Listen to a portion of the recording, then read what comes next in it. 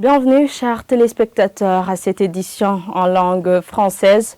Au sommaire, la signature d'un mémorandum d'entente avec les pays importateurs de minerais burundais permettrait au pays le rapatriement de devises et d'éviter l'évasion fiscale. Vous suivrez les détails dans ce journal.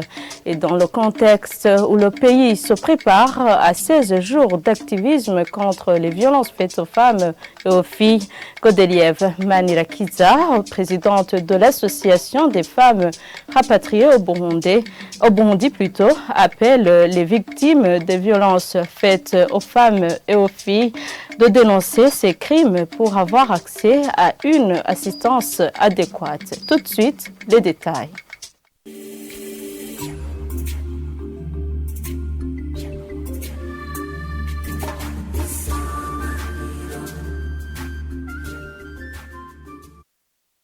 Bienvenue encore une fois. Les victimes des violences faites aux femmes et aux filles doivent dénoncer ces crimes pour avoir une assistance adéquate. L'appel est de Godelieve Manirakiza, présidente de l'association des femmes rapatriées du Burundi, dans le contexte où le pays prépare la campagne d'activisme de 16 jours contre les violences basées sur le genre. Suivez Godelieve Manirakiza. C'est une campagne qui se fait chaque année et c'est une campagne qui commence le 25 novembre et se termine le 10 décembre de chaque année. Le thème qui dit « Agissons immédiatement », c'est un thème qui interpelle toute personne, hommes et femmes, à faire des efforts pour agir ensemble, pour mettre fin aux violences faites aux femmes et aux filles. J'interpelle alors les femmes et les filles, ne plus cacher des cas pareils. Si des violences sont faites, qu'elles dénoncent ces cas de violence et que les personnes ou les institutions ou les associations qui sont impliquées dans l'accompagnement ou dans l'aide à ces victimes le sachent. Aux hommes, j'ai aussi un mot à dire. Ces femmes et filles sont leurs sœurs, sont les mamans, sont les sœurs.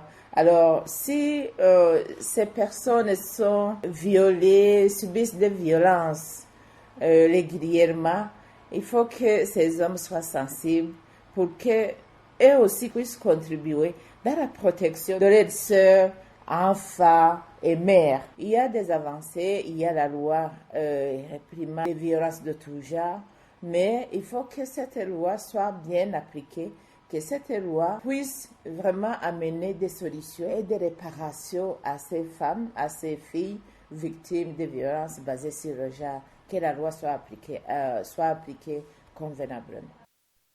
Je vous le disais en titre, signer un mémorandum d'entente avec les pays importateurs de minerais au Burundi permettrait le rapatriement de devises.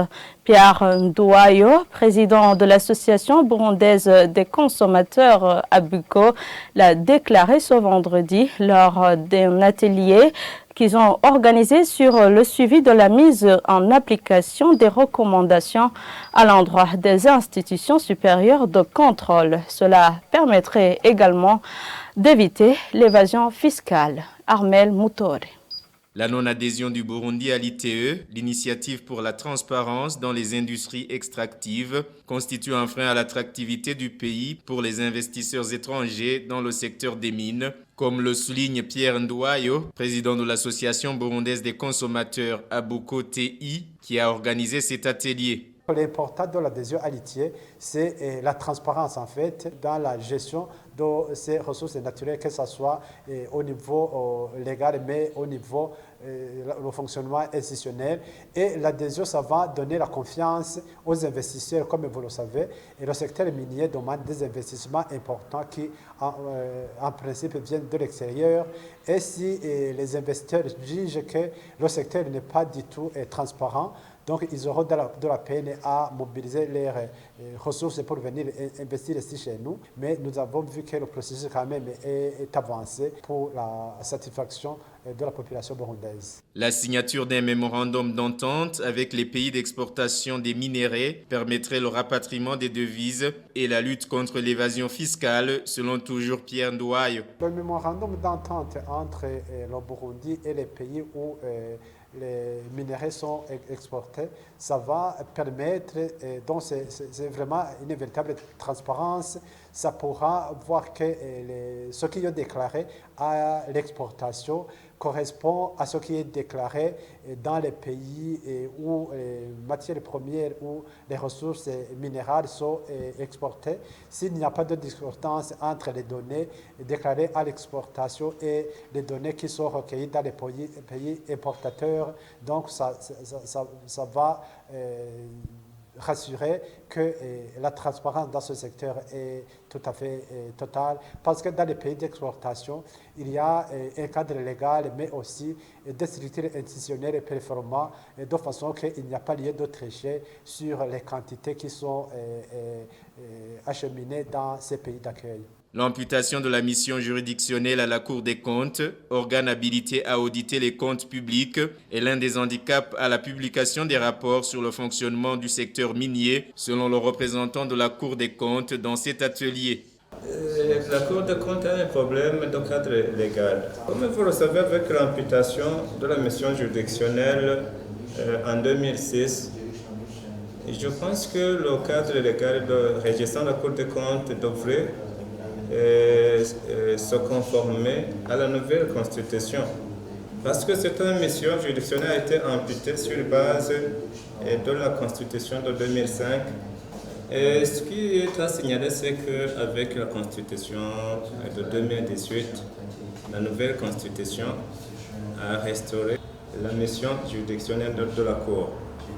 Mais cette mission, pour qu'elle soit opérationnelle, il faut que le cadre juridique ou le cadre légal de la Cour des comptes soit révisé. Le Burundi, membre de la CIRGL, vient d'obtenir la certification des minéraux pour les 3T, 3 minéraux, l'étain, le tantal et le tungstène, ce qui va contribuer au développement du secteur minier. Merci Armel pour ce reportage. Nous nous rendons maintenant en commune Nahangwa où un mois après le transfert de certains commerçants du marché Kotebu vers le marché de Ngagara, ces commerçants se plaignent maintenant de travailler à perte puisque certains de leurs collègues sont restés au marché de Kotebu. Ces commerçants demandent aux responsables de tout faire pour que tous ceux qui ont été sommés de quitter le marché de Kotebu s'exécutent.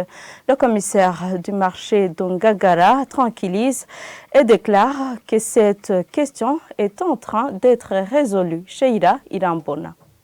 C'était 10 h du matin lorsque nous sommes arrivés au marché de Ngagara, plus exactement à la place où se trouvent les commerçants venant du marché d'Ikotebu. Arrivés sur place, très peu de marchandises et de commerçants se remarquent. Ces derniers se plaignent que depuis qu'ils sont sur place, ils travaillent à perte. Ceci parce qu'ils n'arrivent pas à satisfaire la demande de la clientèle parce qu'ils sont en très petit nombre.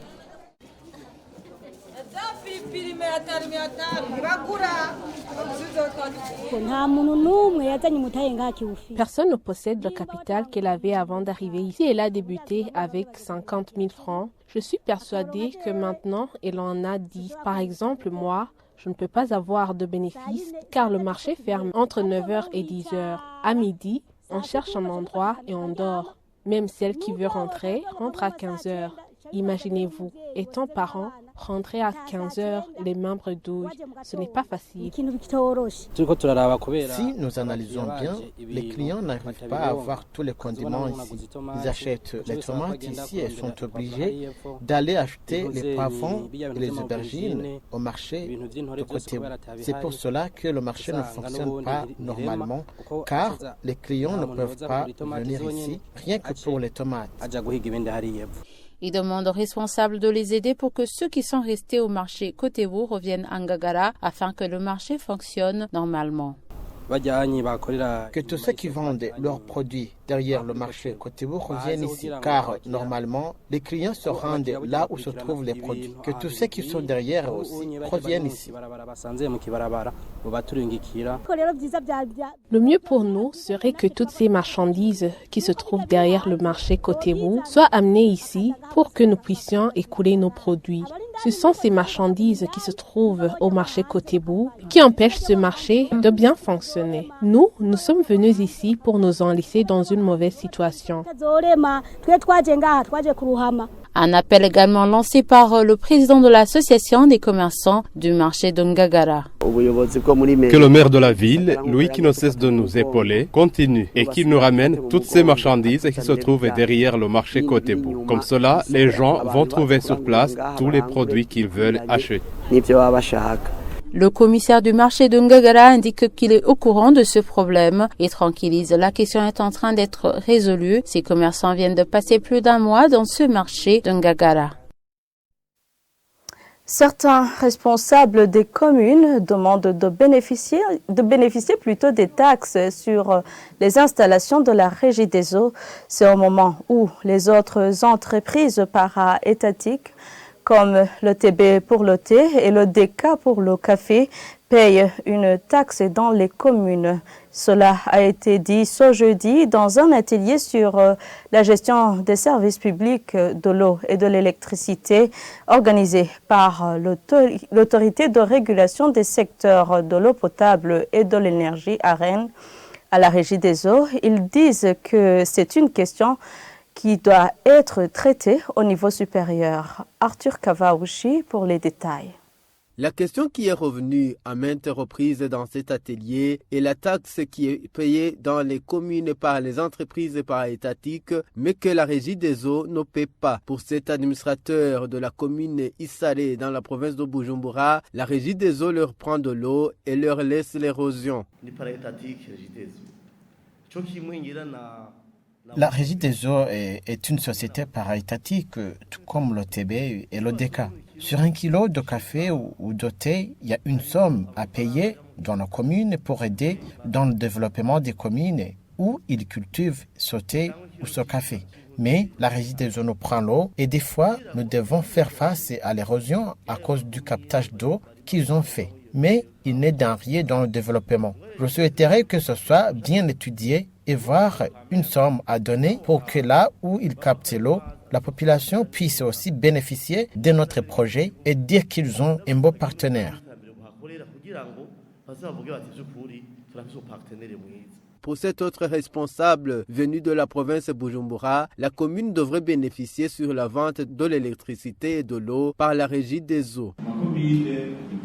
Pour les activités qui se font dans les communes, qui produisent de l'électricité et de l'eau et qui sont commercialisées, je demanderai que la commune puisse bénéficier d'un certain pourcentage pour son développement.